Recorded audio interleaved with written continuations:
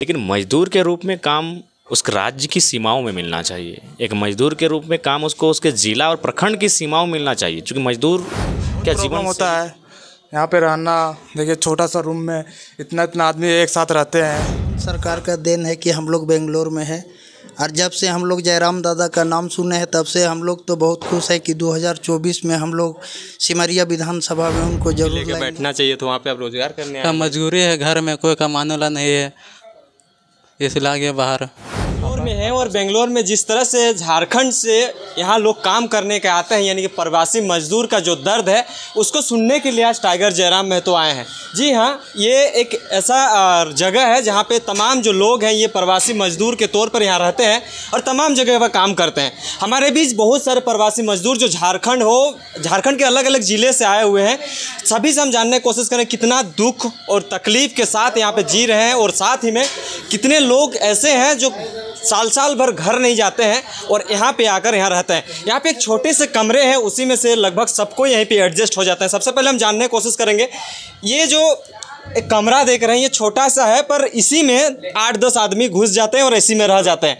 जिस तरह से झारखंड में अगर इतना बड़ा कमरा की बात करें तो उसमें बैल बकरी को रखा जाता है, लेकिन इस जगह पे 8-10 आदमी अपना जीवन यापन करते हैं, रहकर रात बिताते हैं, यही इनका सब कुछ है। जिस तरह से लोग रहते हैं, यानी कि जो मज़दूर हैं, जो मज़दूर भाई लोग हैं जो झारखंड से आकर बेंगलोर में अपना जीवन यापन कर रहे हैं और रोजी रोटी के लिए अपने यहाँ काम कर रहे हैं, वो लोग सारे लोग यहाँ बैठे हुए हैं। कुछ दादा लोग हैं, इनसे जानने की कोशिश करेंगे। दादा सबसे पहले जोहार, कहाँ से हैं? झारखंड से। झारखंड कहाँ से? गोमिया। कितना दिन से यहाँ पे काम कर रहे हैं? अभी 2-3 महीने से। पहले भी थे, अभी आए 3 महीने हुआ। मतलब घर गए थे। अच्छा, क्या लगता है कि झारखंड में इतना खनिज संपदा होने के बावजूद भी आप बेंगलोर आ गए, इतना 2000 किलोमीटर दूर? क्या करें, उधर ऐसा काम नहीं मिलता है। नहीं मिलता है? नहीं। गोमिया साइड में नहीं मिलता है काम? झारखंड में ही काम नहीं मिलता आपको?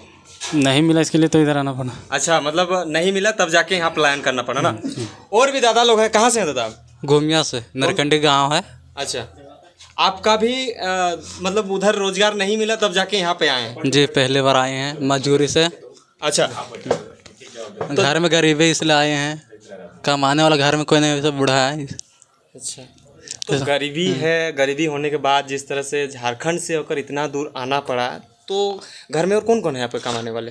पापा है, भैया एक विकलांग है। अच्छा। जिसे गोड़ हाथ काम नहीं करे, कोंख है, इसे कुछ मिलता नहीं है, मजबूरी से आने हो।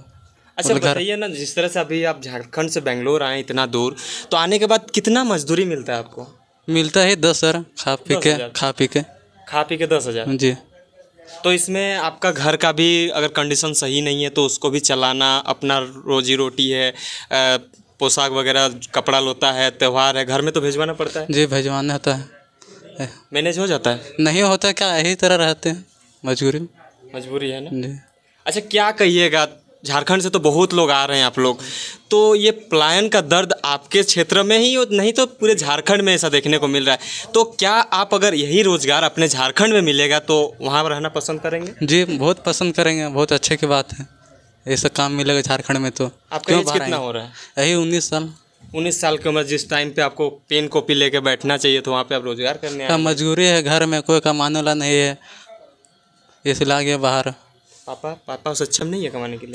पापा बूढ़ा है, 2 बहन है, शादी भी हो गया, सभी सुविधा में निकालो पैसा, कमाने लोग कोई नहीं आ गए घर में। झारखंड सरकार से हम एक अपील करना चाहेंगे, अगर मजदूरी का दर्द को नहीं समझिएगा तो ये मजदूर भाई जिस टाइम पे इनको कलम और कॉपी लेकर बैठना चाहिए था, वहाँ पे आज 1000, 2000, 2500 किलोमीटर दूर आके मजदूरी कर। क्या करते हैं भाई यहाँ पे आप? हेल्पर करते हैं, मेट्रोलिंग का काम करते हैं जी। अच्छा, यहाँ पे आप रहते हैं तो संतुष्टि मिलती है काम करके आपको? नहीं मिलती, क्या करें, मजबूरी में है, 2 पैसा कमाने, 2 पैसा।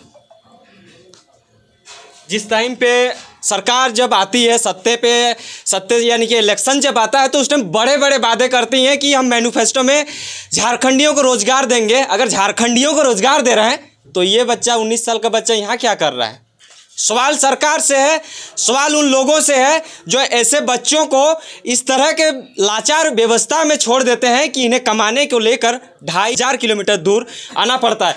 ये कमरे का जो लेंथ है कहीं ना कहीं एक बहुत सा छोटा सा है और इसका टेम्परेचर इस तरह से है जिस तरह से अगर आप कोई नेता मंत्री आकर रहेंगे ना तो आधा घंटा भी नहीं रह पाइएगा, आपको एसी खोजने लगे जाएंगे। और भी दादा लोग हैं, इनसे भी जानने की कोशिश करते हैं। आप कहाँ से हैं दादा? हम गोमिया विधानसभा गोमिया से हैं। अच्छा, गोमिया विधानसभा से ज़्यादा ही कुछ मुझे नज़र आ रहे हैं, क्या दिक्कत है?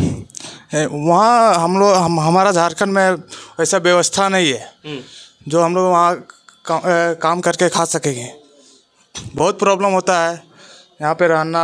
देखिए छोटा सा रूम में इतना आदमी एक साथ रहते हैं। हाँ, तो जिस तरह से रोजगार अगर आपके एज कितना हो रहा है आपका? अब मेरा 20 ईयर्स है। 20 साल 19 साल, कोई 17-18 साल का भी होंगे। हाँ, ऐसे होंगे। बहुत से ऐसे मजदूर है जो 17-18 साल में भी काम करने आते हैं इतना दूर। हमारा झारखंड में रोजगार नहीं होने के कारण ही तो कह सकते हैं जिस उम्र में इन्हें पढ़ना चाहिए था उस उम्र में ये कमाने चल आए हैं। क्यों? अपनी पापी पेट के लिए। दादा, कितना रोजगार मिलता है आपको यहाँ पे? कितना तनख्वाह मिलता है? बहुत कम।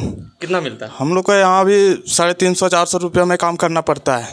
350-400 में ही? हाँ, 400-450 के आसपास में ही काम करना पड़ता है। अच्छा, बहुत किए हैं इतना? अभी 1 साल हुआ है। अच्छा, आप अभी रोजगार का कमाने को लेकर इतना दूर आ गए हैं, पढ़ाई कितना तक का है किए हैं? अभी मेरा ग्रेजुएशन मतलब चल रहा है। चल ही रहा है ना? चल रहा है। पढ़ाई के साथ साथ काम भी कर रहे हैं। अगर सरकार ये भी बोलती है कि हम शिक्षा को एक ऊपर लेवल तक ले जाएंगे, अगर शिक्षा इस तरह से आप ले जाइएगा, कमाने खाने को लेकर अगर आप काम करिएगा तो शिक्षा का स्तर ही रहेगा। जिस तरह से हम बोलते हैं कि झारखंड डेवलप करेगा, अब करेगा क्या? जो युवा है, जो कराने वाले हैं, जो पढ़ लिख के एक अच्छे लेवल तक ले जाएंगे, वो आज कमाने को लेकर 2500 किलोमीटर दूर आए हैं। और भी दादा लोग हैं। कहाँ से है दादा? चतरा जिला से। चतरा जिला से हैं। आपका क्या समस्या है? झारखंड से आकर सीधे बेंगलोर आ गए। समस्या है यही कि थोड़ा फाइनेंशियल कंडीशन सही नहीं है। हाँ। पैसा का दिक्कत है। पैसा का दिक्कत है। घर में कमाने वाला नहीं है? नहीं है। आप अकेले हैं? अकेले हैं, सिंगल। पढ़ाई लिखाई इंटर तक की है। चालू है ना? हाँ। अच्छा, अगर सरकार आप लोगों के लिए वहाँ पे ये सब सारी रोजगार अगर छोटी छोटी लघु उद्योग यानी छोटी छोटी फैक्ट्रियाँ अगर लगा देंगी तो आप वहाँ पे काम करने में इच्छुक होंगे? यहाँ अगर 10,000 मिल रहा है, वहाँ अगर 1,000 भी कम मिलेगा तो काम करने के लिए कहाँ आप सबसे ज़्यादा कंफर्टेबल फील करेंगे? झारखंड में करेंगे ना, अपना राज्य में करेंगे ना? हाँ। तो झारखंड बोला जाता है कि हर एक चीज़ों में एक अच्छा राज्य माना जाता है, खनिज संपदा भरपूर है, और यहाँ पे आप बेंगलोर में आके काम कर रहे हैं तो कहीं ना कहीं वो दर्द नहीं होता है कि हम 2500 किलोमीटर दूर हैं, कहीं अगर घर में कुछ हो गया तो हम जाएंगे कैसे? तकलीफ नहीं लगता है? बहुत तकलीफ लगता है वैसा में। ये तकलीफ को अपने में रख लेते हैं, किसी से शेयर नहीं करते हैं? नहीं तो किसी के साथ साझा नहीं करते ना? ये तो अपना तकलीफ है ना, परिवार का तकलीफ है तो क्या कर सकते हैं। ये कहीं ना कहीं परिवार का तकलीफ नहीं माने। आप एक युवा हैं, आप पढ़ने लिखने वाले बच्चे हैं, अगर रोजगार आपको वहाँ मिल जाता तो आप वहीं कमा खाते। हाँ। लेकिन नहीं मिला तब जाके आप यहाँ पलायन किए हैं। हाँ। तो क्या लगता है कि जिस तरह से तमाम लोगों को जयराम महतो जगाने का काम कर रहे हैं, प्रवासी मजदूर से लगातार मिलने का काम कर रहे हैं, वो अगर वही सिलसिला जारी रहा तो जयराम जी जिस तरह से अपने वादों से मुखरता के साथ हर एक चीज़ को रखते हैं, क्या लगता है कि 2024 में उन्हें उस जगह तक पहुंचाइएगा ताकि आप लोग की बात को बुलंदियों तक पहुंचाने के लिए उस चीज़ को हो सके? ये तो मेरे तरफ से फुल सपोर्ट, फाइनल है 100%, 100%। चलिए, आपका क्या कहना है दादा? यही कहना हमको। अच्छा, आप पहले बताइए कहाँ से हैं? हम सिमरिया विधानसभा से हैं। कितना दिन से यहाँ पे काम कर रहे हैं? 4 साल से काम। 4 साल से। अच्छा, 4 साल में बताइए ना, गिन के कितना दिन घर गए हैं? 4 साल से कितना 60 दिन घर गए होंगे। 4 साल में 60 दिन घर गए? हाँ। और घर में कौन कौन है? माँ बाप सब है। बूढ़े माँ बाप को छोड़ के आप इतना दूर कमाने के लिए आ गए दादा? क्या कीजिएगा, मजबूरी है, कम तनख्वाह काम करना पड़ रहा है, पोसाई नहीं पड़ता है, इसलिए लगे हुए हैं। अच्छा, जब इलेक्शन हुआ तो वोट देने गए थे ना? हाँ, इलेक्शन में तो गए थे वोट देने। सरकार तो बोली थी कि बड़े बड़े वादे किए थे कि हम रोजगार देंगे, आपको बाहर जाने का जरूरत नहीं है, कैसे आ गए?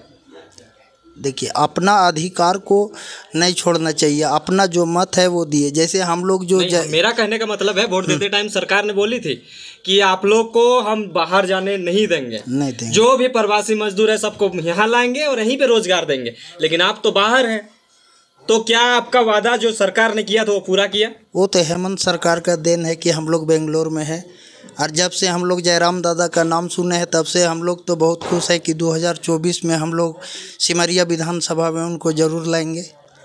लाइएगा, मतलब जेबीकेएस का वहाँ भी लहर है। आप बेंगलोर में है लेकिन वहाँ भी हो रहा है, कुछ न कुछ हो रहा है।